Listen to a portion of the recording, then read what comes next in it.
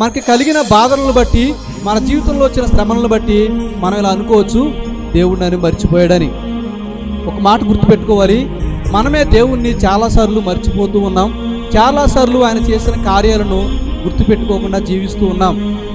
ఎంతోమంది వ్యక్తులు దేవుడు వారి జీవితంలో చేసిన మేలును బట్టి గుర్తుపెట్టుకోకుండా దేవునికి దూరం అయిపోయిన వారు కూడా ఉన్నారు.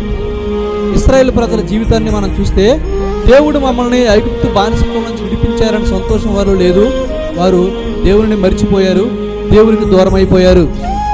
అయితే మనం ఇలా అనుకుందాం, ఒకప్పుడు నేను లోకంలో ఉన్నప్పుడు నన్ను ఆయన ప్రత్యేకపరిచి సంఘంలో నిలబెట్టారు కదా, ఇంతకంటే గొప్ప మేలు నా జీవితంలో ఇంకోటి ఏదైనా ఉందా?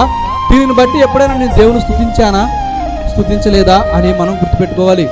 ఈ విషయంలో నేను దేవుణ్ణి మర్చిపోయాను కదా, నేను దేవుణ్ణి మర్చిపోయి మరలా ఆయనే నన్ను మర్చిపోయాడని మనం దేవుణ్ణి ప్రశ్నించడం ఎందుకు అని ఇలా మనం అనుకోవాలి.